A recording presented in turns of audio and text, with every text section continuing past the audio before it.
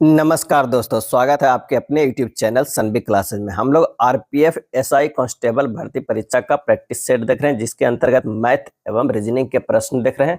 तो आइए शुरू करते हैं पहले प्रश्न से। पहला प्रश्न है, दी गई आकृति में कितने त्रिभुज है? और इसका जो सही आंसर हो जाएगा, ऑप्शन कितना हो जाएगा? डी हो जाएगा 26। अगला है, दिए गए संख्या युग्मों में दूसरी संख्या पहली संख्या पर कुछ गणितीय संक्रियाएं करके प्राप्त की जाती है। एक संख्या को छोड़कर सभी संख्या युग्मों में एक ही संक्रियाएं की गई है, उस असमान संख्या युग्म को हमें ज्ञात करना है। तो यहाँ 6 180 है, तो अगर 6 गुना 5 करेंगे तो कितना होगा? 30 होगा। कितना होगा? 30 होगा। और इससे अगर हम गुना करेंगे कितना से? 6 से, तो ये हो जाएगा 180। यानी एक बार 5 से गुना करना है और एक बार जो है किससे करना है? 6 से गुना करना है। अगर विकल्प बी में देखते हैं तो 4 और 48 है, तो 4 गुना 3 बराबर कितना होगा? 12। 12 गुना 4 कितना होगा? 48। यानी एक बार 5 एक बार 6 से नहीं, एक बार जो गुना करना है जिस संख्या दिया हो उससे कम, और उसके बाद फिर दोबारा में उस संख्या जितना दिया हुआ उसी से गुना करना है।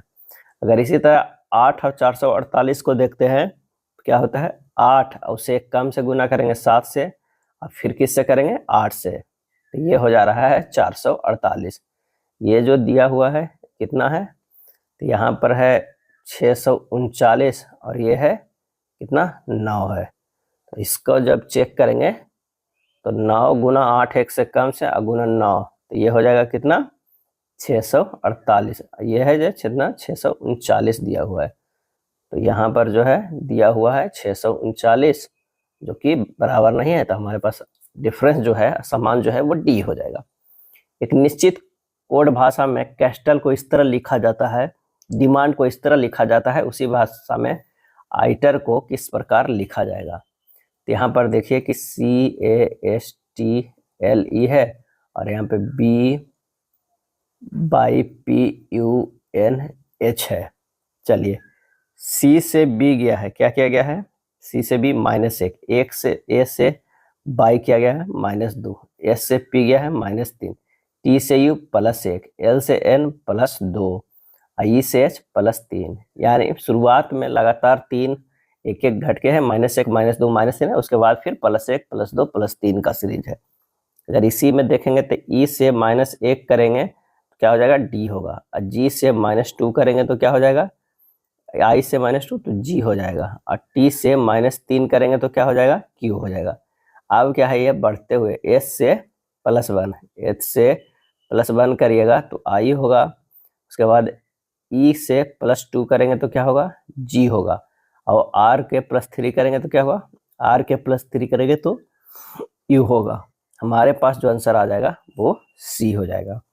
कथन एवं निष्कर्ष के, सभी तकिए जो है वो पलंग है। अगर मान लिया कि ये तकिए है तो ये क्या हो जाएगा? सभी तकिए जो है पलंग है। क्या हो जाएगा? पलंग है। उसके बाद कह रहा है कि कोई मेज पलंग नहीं है, तो ये बाहर में होगा जो मेज होगा। उसके बाद कह रहा है कि कुछ मेजें जो कुर्सियां हैं, कुछ मेजें जो है वो क्या है? कुर्सियां हैं। तो निष्कर्ष, कोई तकिया मेज नहीं है, सही है। कुछ कुर्सियां तकिए हैं, ये गलत है। कोई पलंग कुर्सी नहीं, ये भी गलत है। तो इससे क्या हमारे पास निष्कर्ष निकला? आंसर हो जाएगा बी। केवल निष्कर्ष एक अनुसरण करता है, 2 और 3 नहीं करता है। निम्नलिखित प्रश्न में दी गई संख्या में लुप्त संख्या को चुनना है। तो यहाँ 46 से 51 गया है, कितना है? 5 है। 51 से 76 गया है, कितना है? 25 है। 76 से 201 है, कितना है? 125 है। और 201 से 826 कितना है? तो ये 625 है। यहाँ पर देख रहे हैं कितने कितने के स्क्वायर दे रहा है? 25, 5 जो है 5 के स्क्वायर कर सकते हैं, 25 को 5 के स्क्वायर कर 5 की पावर 1 कर सकते हैं, 25 के 5 स्क्वायर कर सकते हैं, 125 के 5 के पावर क्यू कर सकते हैं, 625 को लिख सकते हैं 5 के पावर 4। अगला बार कौन हो जाएगा? 5 के 5, 5 के पावर 5, ये हो जाएगा 3125। 3125 और 826 जोड़ेंगे तो 3951 आ जाएगा। आंसर जो हमारे पास हो जाएगा सी हो जाएगा। चलिए अगले प्रश्न पे चलते हैं कि उस विकल्प को चुनिए जो तीसरे पद से ठीक उसी तरह संबंधित है जिस तरह दूसरा पद पहले पद से संबंधित है। विद्युत धारा एम्पियर, उष्मागतिकी ताप जो होगा वो क्या होगा? केल्विन होगा। विद्युत धारा को मापा जाता है किससे? सही मात्रक एम्पियर है, तो उष्मागतिकी ताप का मापने का लिए सही मात्रक जो है वो केल्विन है। चलिए विकल्पों में बेजोड़ शब्द जोड़िए, तो इसका जो आंसर हो जाएगा कौन सा, बंदूक और गोली मारना। जिस प्रकार दिए गए तीनों विकल्पों में शब्द युग्म का तार्किक क्रम दिया गया, उसके ठीक विपरीत विकल्प सी का है जो कि असंगत है।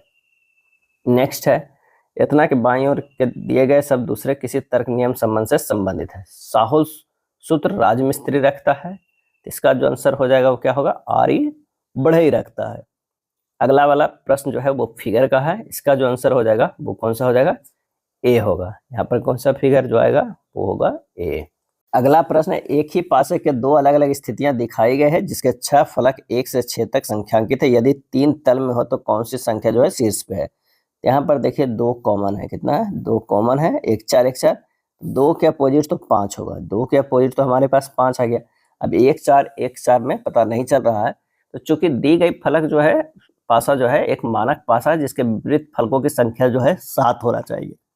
तो 3 के जो अपोजिट वो 1 या 4 होना चाहिए, 1 या 4 होना चाहिए, लेकिन मानक पासा के लिए हमें क्या कंडीशन होता है कि विपरीत फलकों का योग 7 होना चाहिए। तो 3 प्लस 4 जोड़ेंगे तभी 7 होगा, यानी 1 के जो अपोजिट होगा वो 7 होगा। 5 के अपोजिट देखिए यहाँ पर 7 आ रहा, 2 आ रहा था, तो 5 2 7 हो रहा था। तो आंसर जो हमारे पास हो जाएगा वो सी हो जाएगा। एक निश्चित कोड भाषा में हेल्प को इस तरह, सेव को इस तरह, उसी भाषा में मेल को कैसे लिखा जाएगा। तो एच जो है वो क्या है, व्यंजन है, उसमें अगर 2 से गुना करके ये क्या किया गया है, लिखा गया 16, क्योंकि एच का मान जो होता है वो 8 होता है। ई का मान होता है 5, ये स्वर है, इसे 1 गुना करके 5 लिखा गया है।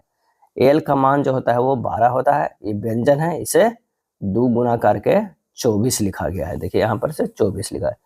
अब पी का जो मान होता है वो कितना होता है, 16 होता है, इसे भी 2 से गुना करके 32 लिखा गया। यानी वोवेल को गुना 1 किया गया है, कॉन्सोनेंट के गुना 2 किया गया है।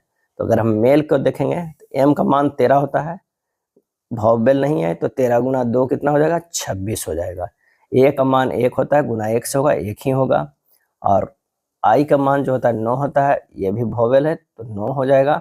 एल जो है वो कॉन्सोनेंट है, 12 है मान इसका, तो 12 गुना 2 24 हो जाएगा। तो 26 जो होगा 19 24 किस में है, तो आंसर हो जाएगा ऑप्शन डी में। चलिए कथन है, सभी जेड जो है वो क्या है, तो वो डी है, यानी ये जेड है और ये डी है। उसके बाद कह रहा है कोई भी बाई जेड नहीं है, यहाँ पर हम दे देते हैं क्या, बाई। या फिर इस तरह भी बन सकता है, ये अगर बाई है, ये जो है वो क्या है, जेड है, तो हमारे पास ये हो जाएगा क्या, डी हो जाएगा। संभावित 2 तरह के चित्र बन सकता है। उपरोक्त दोनों बेन आरेख से स्पष्ट है कि कुछ डी बाई नहीं है, सही है, सभी जेड बाई नहीं है, और कुछ डी जेड है। आंसर हो जाएगा ऑप्शन ए। यदि एक दर्पण को रेखा ए बी पर रखा जाए तो दी गई विकल्प आकृतियों में से कौन सी आकृति प्रश्न आकृति को सही प्रतिबिंब होगी, इसका जो आंसर हो जाएगा वो हो जाएगा सी। अगला प्रश्न है कि दिए गए निर्देशों को ध्यानपूर्वक से पढ़ें और दिए गए प्रश्न का उत्तर दीजिए। तो 8 व्यक्ति है जो एक वृत्ताकार मेज पर एक दूसरे की ओर मुंह करके बैठे हुए हैं। ए ई और जी के ठीक बीच में बैठा हुआ है। मान लिया कि वृत्ताकार मेज के जो है कह रहा है कि एक दूसरे के मुंह के, तो वो सेंटर की तरफ मुंह करके बैठा हुआ है। तो सबसे पहले हमें बना लेना है 8 लोगों की बैठने की जगह। उसके बाद कह रहा है कि ए ई और जी के बीच में बैठा है। अगर ए यहाँ बैठा हुआ है तो यहाँ ई है, यहाँ पर जी है, जबकि जी एफ के दाएं ओर दूसरे स्थान पे बैठा हुआ है, यहाँ पे बैठा हो जाएगा एफ। उसके बाद है एच डी और बी के बीच में और एफ के बाएं से दूसरे स्थान पे बैठा हुआ है। यानी एच की अगर हम बात करते हैं तो यहाँ बैठा हुआ है, ये बी बैठा हुआ है और यहाँ पर डी बैठा हुआ है। ए और बी एक दूसरे के आमने सामने बैठे हुए हैं, तो यहाँ पर बी है तो यहाँ पर ए हो गया। अब बचा यहाँ पर तो सी हो जाएगा। ए और बी के बीच में कितने व्यक्ति बैठे हैं, तो 3 व्यक्ति बैठे हैं। आंसर जो हमारे पास हो जाएगा सी हो जाएगा। कथन एवं निष्कर्ष का प्रश्न है कि भारत की डाक प्रणाली की शुरुआत अंग्रेजों ने 1764 में की थी। निष्कर्ष, डाक मेल अक्सर देरी से आते हैं या खो जाते हैं। शुरुआत का जो दिया हुआ है कथन कब हुआ है उसमें तो इसके बारे में कुछ नहीं, तो ये तो हमारा निष्कर्ष है वो गलत है। डाकियों को कम भुगतान मिलता है इसलिए वो गलतियां करते हैं, ये भी गलत है। आंसर जो हमारे पास हो जाएगा कौन सा हो जाएगा, ना तो निष्कर्ष 1 और ना ही निष्कर्ष 2 पालन करता है कथन का। निम्नलिखित जानकारी को ध्यान से पूर्वक पढ़े और नीचे दिए गए प्रश्नों को उत्तर दे। अर्जुन, बानु, कीर्ति, दीपन, हरिणी, बसंत, गायत्री और कुमार एक वृत्त के चारों ओर केंद्र की ओर जो है वो मुख करके बैठे हुए हैं। अब कह रहा है क्या कि जो बानी है, बानु जो है बसंत के दाईं ओर तीसरे स्थान पे है। बानु जो है बसंत के दाईं ओर तीसरे स्थान पे है और कुमार के बाईं ओर तीसरे स्थान पर बैठा हुआ है। तो चले अगर इससे करते हैं तो यहाँ पर हो जाएगा बानु और यहाँ पर जो हो जाएगा कौन सा, यहाँ कुमार हो जाएगा, इसके बीच में भी 2 लोग रहेगा। उसके बाद क्या है, यहाँ पर हो जाएगा बसंत, जैसा कि प्रश्न में कह रहा है। कीर्ति अर्जुन के बाईं ओर चौथे स्थान पर बैठा हुआ है। अगर हम बात करते हैं यहाँ तो कीर्ति का कितना का, कीर्ति का यहाँ कीर्ति हो जाएगा अर्जुन के बाईं ओर चौथे स्थान पर बैठे है। और अर्जुन कहाँ पे बैठा हुआ है, तो यहाँ पर बैठा हुआ है अर्जुन, कहाँ पे, अर्जुन। उसके बाद अर्जुन बसंत और बानु के ठीक बगल में नहीं बैठा है, हरिणी बानु के ठीक बगल में नहीं बैठी है, गायत्री दीपन के दाईं ओर दूसरे स्थान पे बैठी हुई है। तो यहाँ हो जाएगी गायत्री, यहाँ दीपन और यहाँ जो ऊपर हो जाएगा वो हरिणी हो जाएगी। निम्नलिखित में कौन हरिणी के बाईं ओर तीसरे स्थान पर बैठा है, आंसर हो जाएगा ए गायत्री। यदि ए बी का पिता है और बी सी का पिता है तो सी किस प्रकार ए से संबंधित है। यदि ए बी का पिता है, ए जो है वो क्या है बी का पिता है और बी जो है सी का पिता है, बी जो है सी का पिता है, तो सी किस प्रकार ए से संबंधित है, ए से संबंधित है। तो आंसर हो जाएगा ए पोता पोती नाती नातनी हो सकता है। उस विकल्प का चयन करें जो निम्नलिखित आकृतियों के समान है, वर्ग, समचतुर्भुज, आयत, समानांतर चतुर्भुज। आंसर हो जाएगा बी चतुर्भुज। क्या हो जाएगा, कौन आकृतियां के समान है, तो हो जाएगा चतुर्भुज। अगले प्रश्न पे चलते हैं कि उस संख्या का चयन करें जो निम्नलिखित श्रेणी में प्रश्न चिन्ह के स्थान पर आ सकती है।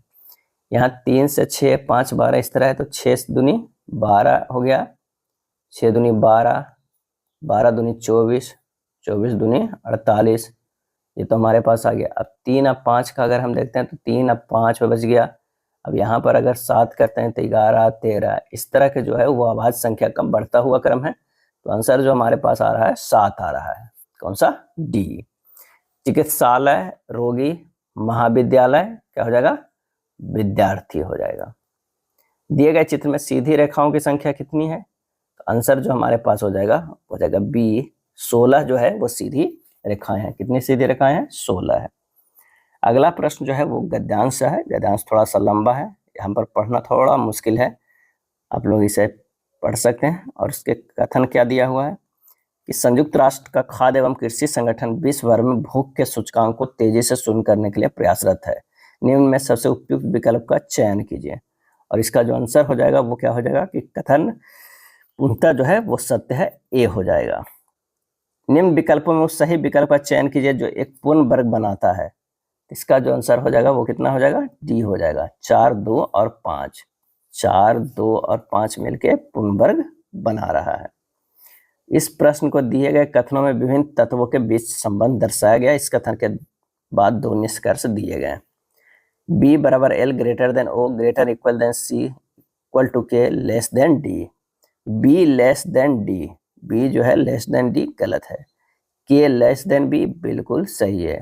के जो है वो छोटा है, किससे छोटा है, बी से छोटा है। अब देख लीजिए यहाँ पर जो है एल से बड़ा हो जा रहा है, एल बड़ा हो जा रहा है ओ से, और ओ सी को अगर हम बराबर करते हैं के को भी तब एल बड़ा हो जा रहा है, या जो कि बी के बराबर है। तो हमारे पास जो है ये सत्य हो जाएगा।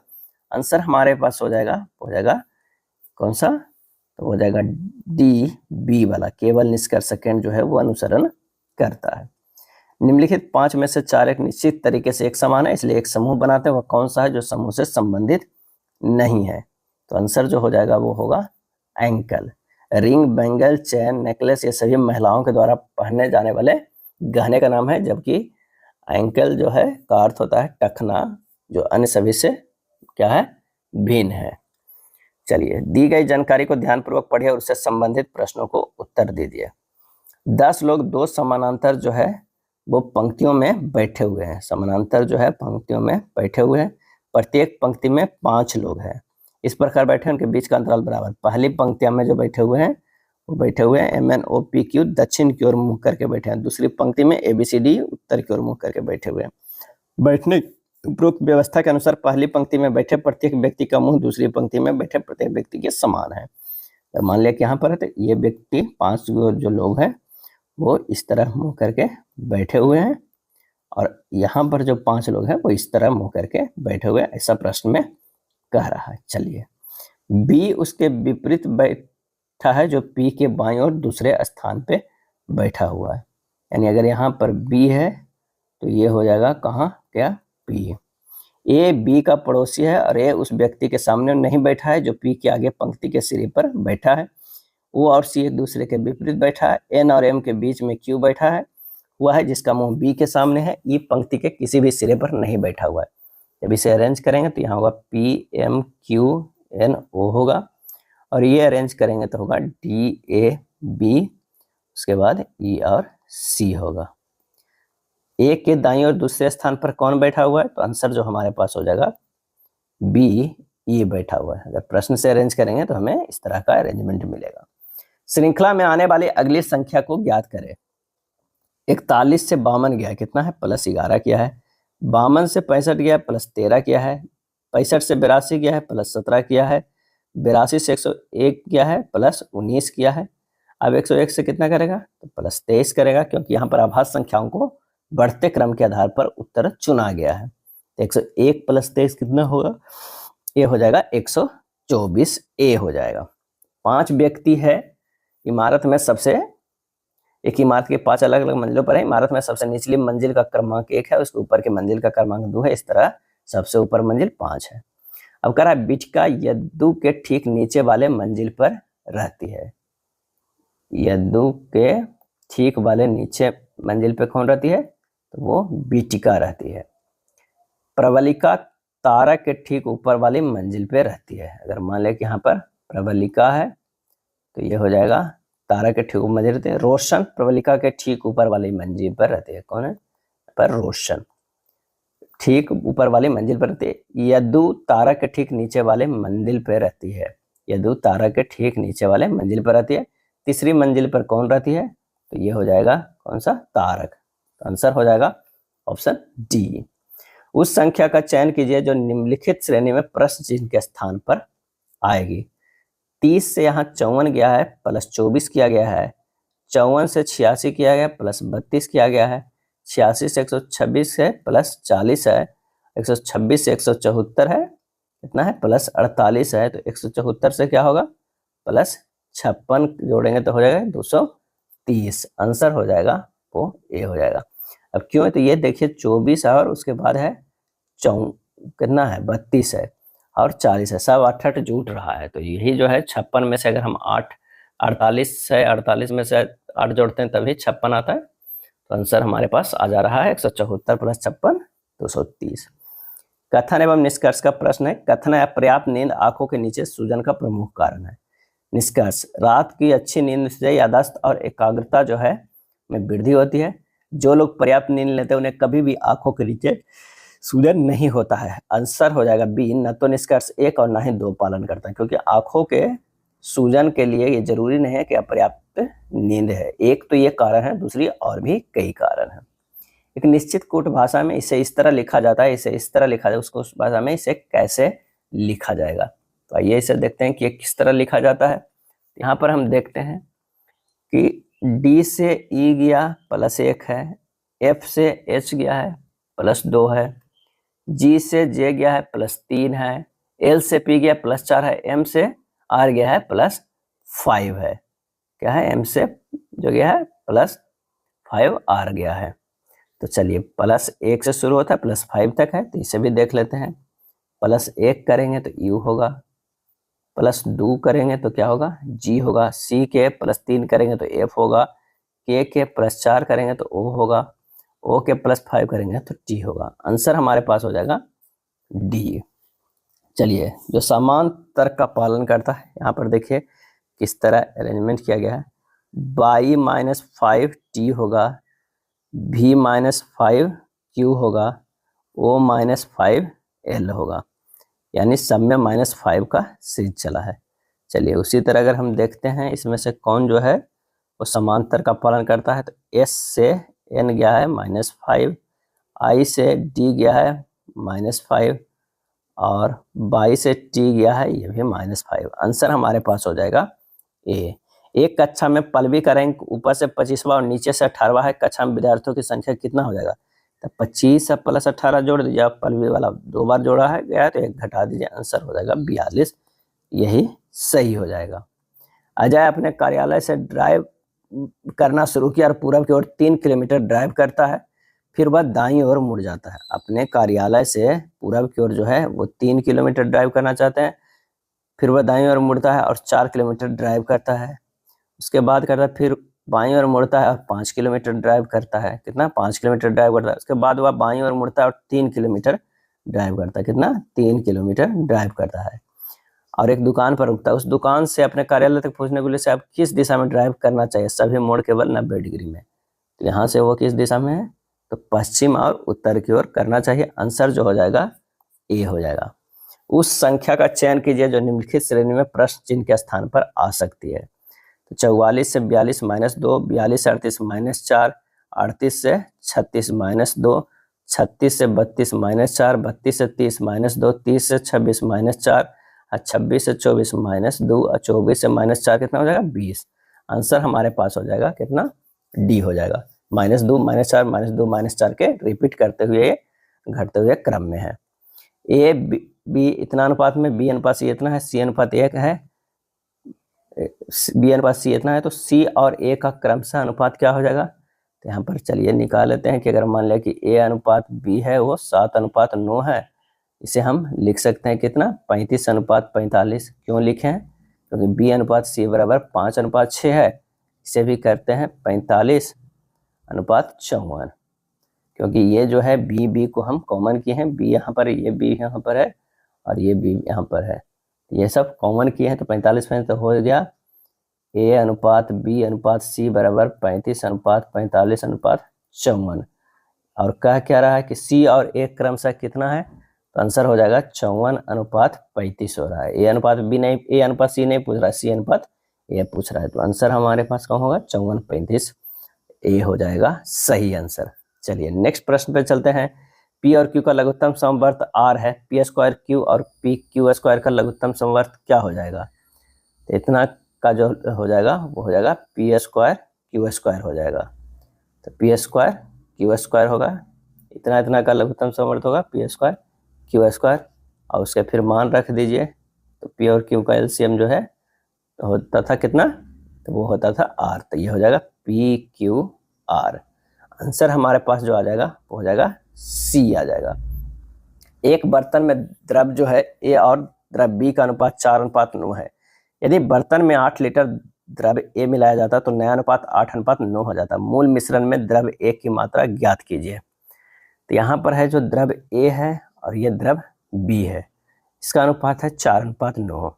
4 में 8 लीटर मिलाया जाता है, हो जाता है 8:9, यानी 4 यूनिट बराबर हमारे पास कितना आ गया? 8 लीटर। तो मिश्रण में द्रव की ए की जो है मूल मात्रा कितना है? मूल मात्रा जो है वो कितना है? 8 लीटर है। कितना है? 8 लीटर है। आंसर हो जाएगा ऑप्शन सी हो जाएगा। 20 पुरुष एक काम को 40 दिनों में पूरा कर सकते हैं और 40 महिलाएं उसी काम को 60 दिनों में पूरा कर सकती है। यदि 10 पुरुष और 20 महिलाएं साथ मिलकर काम करते हैं तो काम कितने दिनों में पूरा होगा? तो 20 मैन गुना 40 बराबर 40 वुमेन गुना 60, M/W बराबर जो हो जाएगा 60/20 बराबर 3/1। काम को पूरा करने में लगा समय कितना हो जाएगा? तो 20 मैन गुना 40/10 मैन प्लस 20 वुमेन हो जाएगा हमारे पास कितना? तो ये हो जाएगा 20 गुना 3 गुना 40/10 गुना 3 प्लस 20 गुना 1। आंसर हो जाएगा 48 दिन हो जाएगा। कितना होगा? 48 दिन। आंसर होगा ए। 2 रेलगाड़ी एक स्टेशन से एक ही समय पर एक ही दिशा में 90 किलोमीटर पर घंटा और 80 किलोमीटर पर घंटा की चाल से चलती है। 5 घंटे बाद दोनों रेलगाड़ियों के बीच की दूरी क्या हो जाएगी? तो रेलगाड़ी का सापेक्ष चाल पहले निकाल लीजिए। 90 - 80 बराबर कितना हो जाएगा? 10 किलोमीटर बराबर हो जाएगा। 5 घंटे बाद दोनों रेलगाड़ियों की दूरी कितनी हो जाएगी? तो 10 गुना 5 बराबर 50 किलोमीटर बराबर। आंसर हो जाएगा ऑप्शन ए।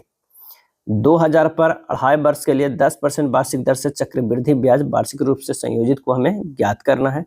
तो चक्रवृद्धि ब्याज बराबर जो हो जाएगा वो कितना होगा? P इंटू 1 प्लस R बटा 100 के पावर T माइनस 1 हो जाएगा। मान रख दीजिए ये 2000 है, 1 प्लस 10 बटा 100 के स्क्वायर इंटू 1 प्लस 5 बटा 100 के 1 माइनस 1 हो जाएगा। यानी 2.5 साल के एक बार 2 का एक बार 1 का कर दें, क्योंकि ये जो वार्षिक रूप से संयोजित है। जब इसे हल कीजिएगा तो ये हो जाएगा 2000 और ये हो जाएगा 11/10 गुना 11/10 गुना 21/10 माइनस 1 हो जाएगा। और सिंपल करते हैं हल इसे, तो 2000 2541 माइनस 2000 अब बटा ये हो जाएगा 2000। आंसर जो आ जाएगा कितना आ जाएगा? 541। सही आंसर हो जाएगा ऑप्शन डी हो जाएगा। एक किराना विक्रेता 300 प्रति किलोग्राम और 160 प्रति किलोग्राम की 2 किस्मों की चाय को इस अनुपात में मिलाता है कि मिश्रण को 187 रुपये प्रति किलोग्राम की दर से बेचने पर दुकानदार 10% का लाभ अर्जित करता है। किराना विक्रेता दोनों किस्म की चाय को क्रमशः किस अनुपात में मिलाता है? अब मिश्रण का विक्रय मूल्य 187 रुपये प्रति किलोग्राम, तो मिश्रण का क्रय मूल्य कितना हो जाएगा? 187 बटा 110 गुना 100 कर देंगे तो हो जाएगा, क्योंकि 10% का लाभ है तो 170 प्रति किलोग्राम हो जाएगा। अब उसके बाद पहली किस्त जो है कह रहा है पहले 300 है और दूसरी जो है 160 है और ये खरीदा कितना है? 170। इसमें ये हो जाएगा ये 130 है, ये हो जाएगा कितना? 10। तब मिश्रण का अनुपात जो है 10 बटा 130 यानी 1/13। आंसर हो जाएगा ऑप्शन बी हो जाएगा। x का मान ज्ञात करना है। x का मान है, इसका मान भी 17 है, भागा 17 क्या हो जाएगा? 1 हो जाएगा। इसका मान जो है वो 18 होता है, तो हमारे पास जो हो गया 18। तो 18 और 1 कितना हो गया? 19 हो गया। 19 आइए 1 x के बराबर होता है। x का मान जो कितना हो जाएगा? 19 हो जाएगा। सही जवाब हो जाएगा ऑप्शन बी हो जाएगा। शीशे के वर्ग के टुकड़े को संपूर्ण क्षेत्रफल 1296 सेंटीमीटर स्क्वायर है, जो कि एक मेज के ऊपर रखा गया है। मेज और कांच के टुकड़े के बीच की चौड़ाई 9 सेंटीमीटर है। मेज की लंबाई क्या हो जाएगा? वर्गाकार शीशे का जो क्षेत्रफल है वो क्या हो जा रहा है? कितना है? 1296 सेंटीमीटर स्क्वायर। वर्गाकार शीशे की भुजा ए बराबर होगा √1296 बराबर 36 सेंटीमीटर। तो मेज की लंबाई बराबर जो हो जाएगा 36 + 9 + 9 बराबर 54 सेंटीमीटर। आंसर हो जाएगा ऑप्शन ए। अमीर ने 4 बच्चों के बीच में 825 उपहार बांटे। पहले बच्चे का हिस्सा दूसरे बच्चे के हिस्से से दुगुना, तीसरे बच्चे के हिस्से का तिगुना और चौथे बच्चे का हिस्से के 4 गुना। सभी बराबर है। पहले और दूसरे बच्चे द्वारा प्राप्त कुल उपहारों की हमें संख्या जो है वो बताना है। तो यहाँ पर जो कह रहा है प्रश्न से कि ए बराबर जो है वो 2 है, बी बराबर 3 है, सी बराबर 4 है, डी बराबर जो है वो के हम मान लेते हैं। तो यहाँ से जो है ए बराबर और सबको ठीक किया है, तो ए बराबर जो है वो के मान लेते हैं, बी बराबर k/2, सी बराबर k/3 और डी बराबर जो हो जाएगा वो k/4 हो जाएगा। क्या हो जाएगा? k/4 हो जाएगा। तो सबको जोड़ेंगे k + k/2 + k/3 + k/4 बराबर 825। तो k का मान यहाँ पर आ जाएगा कितना? तो आ जाएगा 33 गुना 12। अब पहले और दूसरे बच्चों का कुल उपहार कितना है? तो k + k/2 है, यानी 3k/2 है। 3 × 33 गुना 12/2 ये हो जाएगा 6, हो जाएगा 594। आंसर होगा ऑप्शन सी। अगला है, मार्टी ने अपने वेतन का 13% दृष्टिहीन लोगों के लिए काम करने वाले संस्थान को दान किया। अपने वेतन का 12% अनाथालय को, अपने वेतन का 14% शारीरिक रूप से विकलांग लोगों के लिए काम करने वाले संस्थान को और अपने वेतन का 16% चिकित्सीय सहायता करने वाले संस्थान को वेतन की बची हुई राशि इतना मासिक खर्च के लिए बैंक में जमा किया। अनाथालय में दान की हुई राशि को पता करें। तो माना कि कुल वेतन कितना है? 100% है। अब प्रश्न में कह रहा है कि 100% में कहाँ कहाँ दे रहा है? 13, उसमें से माइनस घटा दीजिए। 13 + 12 + 14 + 16% बच गया 41,850, यानी हो जाएगा 100% माइनस 55% बराबर 41,850, 45% बराबर हो जाएगा 41,850। अन्नथालय में दान की गई राशि कितना हो जाएगा, तो 41,850 के 45% से 1% निकल जाएगा और 12% को दान किया गया है, इसे 12 से गुना कर देते हैं। तो आंसर हमारे पास जो आ जाएगा 930 गुना 12 यानी 11,160 रुपया, 11,160 आंसर पी हो जाएगा।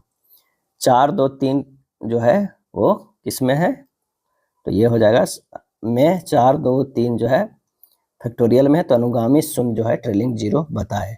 तो इसके निकालने के लिए फैक्टोरियल के 4, 2, 3 को 5 से भागा देते हैं, ये होगा 84, 84 को फिर से 5 से भागा देंगे तो ये होगा 1685, और 16 को फिर से 5 से भागा देंगे 3 है। तो 4, 2, 3 फैक्टोरियल में अनुगामी शून्यों की संख्या जो होगा ट्रेलिंग जीरो, ये जो दिए 84 है प्लस 16 प्लस 3 जो है हमें जोड़ देना है, आंसर हो जाएगा 103, यही आंसर हो जाएगा। काफ़ी ये इंपॉर्टेंट प्रश्न है, ध्यान दीजिएगा, VVI प्रश्न है। जब कोई संख्या 119 से विभाजित होती है तो शेषफल 12 बचता है, उसी संख्या को जब 17 से विभाजित किया जाए तो शेषफल जो है वो क्या हो जाएगा, तो संख्या बराबर हमारे पास आ जाएगा, संख्या बराबर कितना आ जाएगा 119 के प्लस 12 यानी 17 गुना 7 के प्लस 12, शेषफल बराबर कितना हो जाएगा 12, आंसर हो जाएगा ए। बीमल ने फ्रेंच में 80 में से 43 अंक प्राप्त किए, अंग्रेजी में 100 में से 81, स्पेनिश में 70 में से 47 और जापानीज में 50 में से 39, उसके द्वारा प्राप्त कुल प्रतिशत क्या थी, तो यहाँ हो जाएगा कुल प्रतिशत बराबर कितना 43 प्लस 81 प्लस 47 प्लस 39, अब बटा कुल जोड़कर 80 प्लस 100 प्लस 70 प्लस 50 और गुना 100 कर दीजिए तो परसेंटेज में आ जाएगा कितना 70%, आंसर जो हो जाएगा ए। एक अंग्रेजी आधारित कंपनी की एक समर्थन परियोजना में 625 पुरुष और 625 महिलाएं कर्मचारी है। प्रतिदिन सभी कर्मचारियों का औसत उत्पादकता 72 कॉल की है। एक पुरुष कर्मचारी द्वारा प्रतिदिन 72 कॉल अटेंड किए जाते हैं। महिला कर्मचारी द्वारा प्रतिदिन अटेंड किए जाने वाले कॉल की औसत क्या होगी। पुरुष कर्मचारियों की जो संख्या हो जाएगी वो कितना हो जाएगा, तो ये हो जाए 625। महिला कर्मचारियों की संख्या भी कितना है 625 है। प्रतिदिन कर्मचारियों के कुल उत्पादक कितना है, तो 2 गुना 72 मतलब 144 कॉल है। अब कह रहा है प्रतिदिन कर्मचारियों का कुल उत्पादकता जो है 144 कॉल, तो पुरुष कर्मचारियों का 72 है, तो महिला कर्मचारियों का भी कितना हो जाएगा, तो 144 माइनस 72 बराबर ये हो जाएगा 72। तो सही आंसर जो हमारे पास है वो डी होगा। एक दर्जी एक थोक व्यापारी से अस्तर के कपड़े खरीदता है और मापने वाले टेप का उपयोग करके उसमें बेईमानी करता है जो समान टेप से 5 सेंटीमीटर लंबा है। अलग अलग कपड़े सिलते समय दर्जी अपने ग्राहकों को क्रय मूल्य पर कपड़े देने की पेशकश करता है और समान टेप से 5 सेंटीमीटर छोड़े मापने वाले टेप का उपयोग करता है। दर्जी का लाभ प्रतिशत क्या हो जाएगा, 1 सेंटीमीटर का क्रय मूल्य बराबर हो जाएगा 100/105, क्योंकि माना कि 1 सेंटीमीटर कपड़े का मूल्य जो है वो क्या है 1 रुपया है, क्या है 1 रुपया है। तो 1 सेंटीमीटर का विक्रय मूल्य क्या हो जाएगा, विक्रय मूल्य जो हो जाएगा 100/95 यानी CP अनुपात SP बराबर जो होगा 100/105 अनुपात 100/95 यानी हमारे पास जो हो जाएगा 95/105 हो जाएगा, यानी हो जाएगा 19/21। इन दोनों का डिफरेंस क्या है +2 है। लाभ जो क्या हो जाएगा +2/19 गुना 100, आंसर हमारे पास हो जाएगा 10.10/19% आंसर हो जाएगा। आंसर हो जाएगा टी नंबर। द्रव से भरी हुई एक बोतल में 4 भाग पानी और 5 भाग जो है फल का रस है। इस द्रव में कितना भाग मिश्रण निकालकर उसके स्थान पर पानी डाला जाना चाहिए ताकि मिश्रण में आधा पानी और आधा फल का रस हो। पहले पानी और फल के रस का जो अनुपात है वो 4:5 है। अब प्रश्न से कह रहा है कि कितना भाग मिश्रण को निकालकर उसके स्थान पर पानी डाला जाए।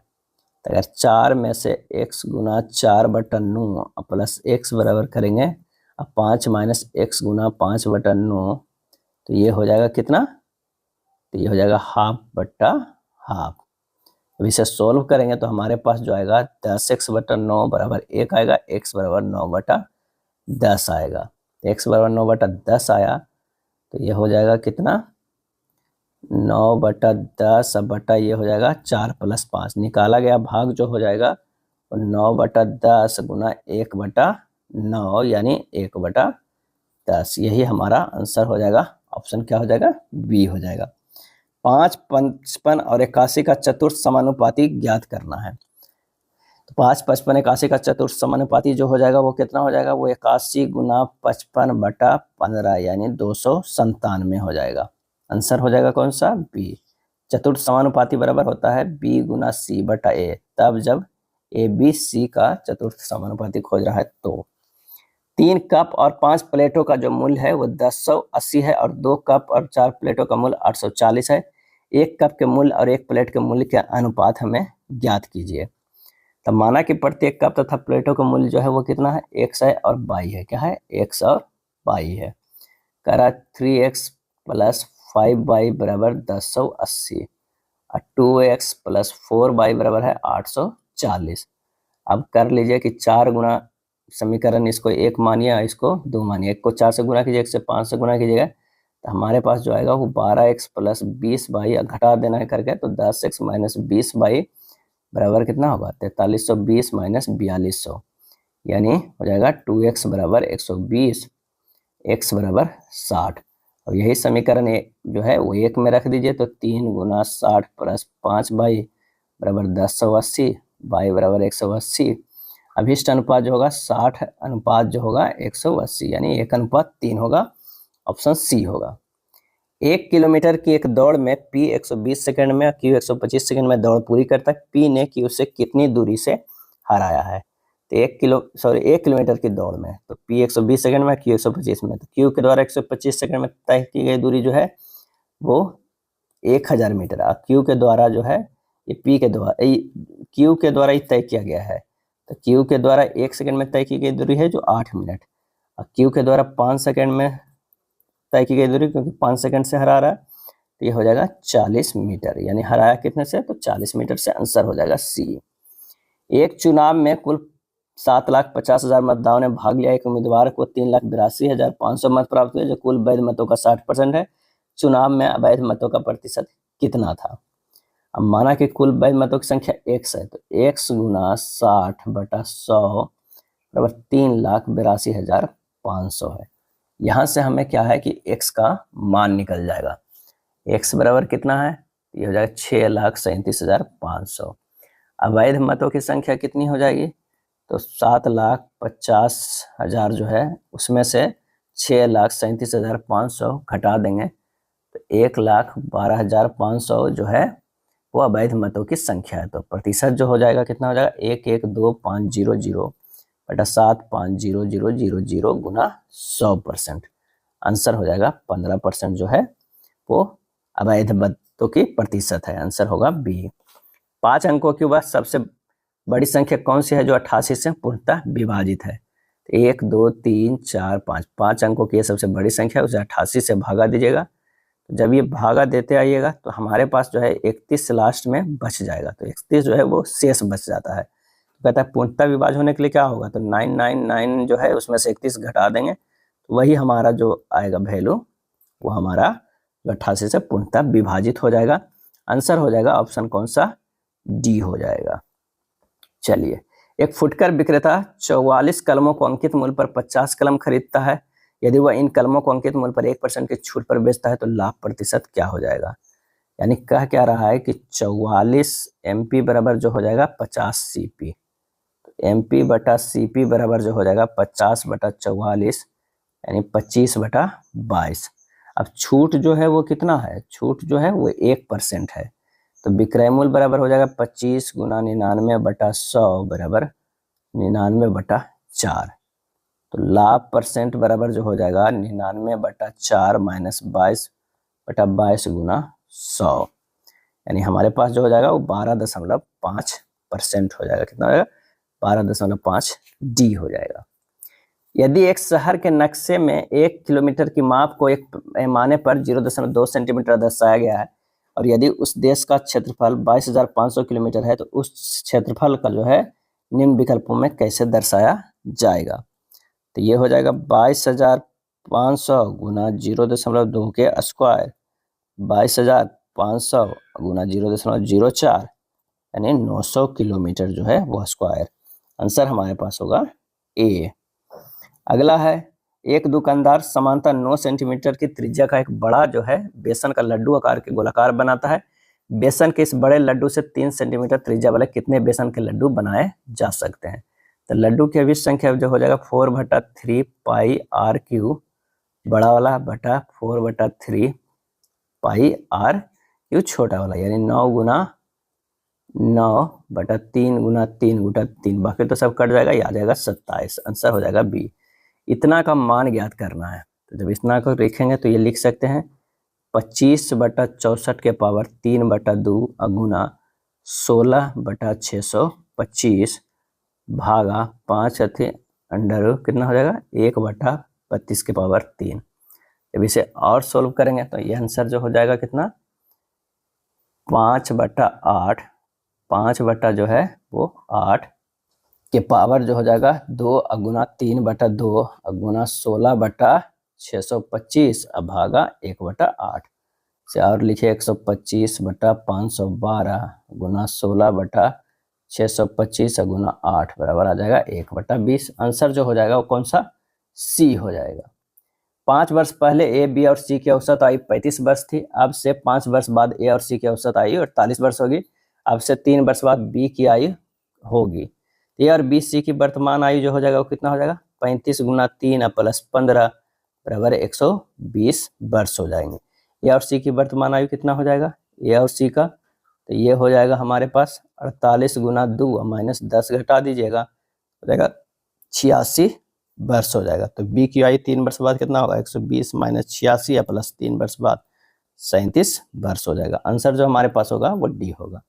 0.3 क्या 3 के ऊपर जो है वो रेखनी है को पी वाई के रूप में व्यक्त कीजिए। पी और क्यू पूर्णांक है और क्यू इक्वल टू नॉट 0 है, तो इसे लिख सकते हैं 3/9 यानी 1/3। आंसर होगा डी। एक संख्या के दुगुने और 52 के 3 गुने का योगफल 342 है। संख्या के 4 गुने और 52 के दुगुने का योगफल ज्ञात करना है। माना की संख्या क्या है x है। प्रश्न में 2x जो है प्लस 52 गुना 3 बराबर 342। 2x बराबर है 342 माइनस 156, x बराबर है 186/2 बराबर 93। अभिष्ट योगफल जो है 93 गुना 4 प्लस 52 गुना 2 कितना हो गया 372 प्लस 104 हो गया 476, बी होगा। निम्न में कौन सी संख्या 2, 3 और 5 से विभाज्य है? तो आंसर जो हमारे पास हो जाएगा सी हो जाएगा। 2, 3 और 5 के जो सारे नियम है विभाज्यता का वो सी में लागू हो रहे हैं। किसी व्यक्ति ने घोड़े को 7% की हानि पर बेचा, यदि वह घोड़े को 9% के लाभ पर बेचता तो उसे इस घोड़े की 7% की हानि पर बेचने से प्राप्त राशि की तुलना में 6400 अधिक प्राप्त होते हैं। घोड़े का क्रय मूल्य कितना होगा? तो प्रश्न से कह रहा है कि 7 प्लस 9% बराबर हो जाएगा 6400। कितना हो जाएगा 6400। अब ये 100% बराबर जो हमारे पास हो जाएगा वो कितना हो जाएगा 6400 बटा 16 गुना 100 यानी 40,000 आएगा। तो आंसर हो जाएगा कौन सा, डी हो जाएगा। नेक्स्ट प्रश्न है, एक नाव धारा की विपरीत दिशा में 30 किलोमीटर और धारा की दिशा में 44 किलोमीटर जाने में कुल 10 घंटे का समय लेती है। साथ कि यह धारा की विपरीत दिशा में 40 किलोमीटर और धारा की दिशा में 55 किलोमीटर जाने में कुल 13 घंटे का समय लेती है। धारा की चाल ज्ञात कीजिए। तो माना नाव की चाल जो है वो x किलोमीटर है बराबर है और धारा की चाल y किलोमीटर बराबर है। तो 30/x minus y plus 44/x plus y बराबर 10 तथा 40/x माइनस y बराबर प्लस 55/x प्लस y बराबर क्या है 13। हमारे पास दो इक्वेशन आ गया। दोनों को जब सोल्व करेंगे तो हमारे पास जो आएगा क्या हो जाएगा x माइनस y बराबर 5 और x प्लस y बराबर 11। ये दोनों समीकरण को संतुष्ट करता है। तो धारा की चाल बराबर जो हो जाएगा 11 माइनस 5/2 यानी 6/2 3 किलोमीटर पर घंटा। आंसर हो जाएगा कौन सा, बी हो जाएगा। अगला है पाई चार्ट वाला प्रश्न है इसे, तो चलिए इसके आधार पर जो देखना है कि दोनों वर्षों में कंपनी की शाखाएं C1, C3 और C5 की एक साथ कुल बिक्री 1000 में ज्ञात कीजिए। दोनों वर्षों की शाखाओं को C1, C3, C5 को एक साल की कुल बिक्री कितना होगा, 69 plus 77 plus 83 plus 74 plus 83 plus 72, कितना हो गया, 458। आंसर हो जाएगा डी हो जाएगा, कौन सा, डी हो जाएगा। शाखा C2 की दोनों वर्षों में हुई कुल बिक्री और शाखा C4 की दोनों वर्षों में हुई कुल बिक्री का अनुपात ज्ञात कीजिए। तो शाखा C2 की दोनों वर्षों में हुई बिक्री जो है वो 77 प्लस 89 कितना 166 है, और शाखा C4 के है 63 प्लस कितना 84 बराबर 147 है। अनुपात हो जाएगा 166 बटा 147, कौन सा हो जाएगा, आंसर हो जाएगा ऑप्शन ए।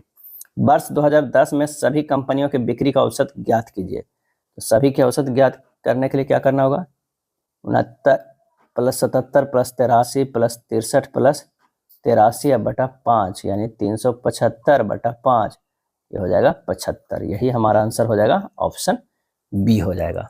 ये था प्लेटफॉर्म बुक में दिया हुआ आरपीएफ एसआई कांस्टेबल भर्ती की परीक्षा। अगर वीडियो अच्छा लगा तो लाइक एंड शेयर कर दीजिए।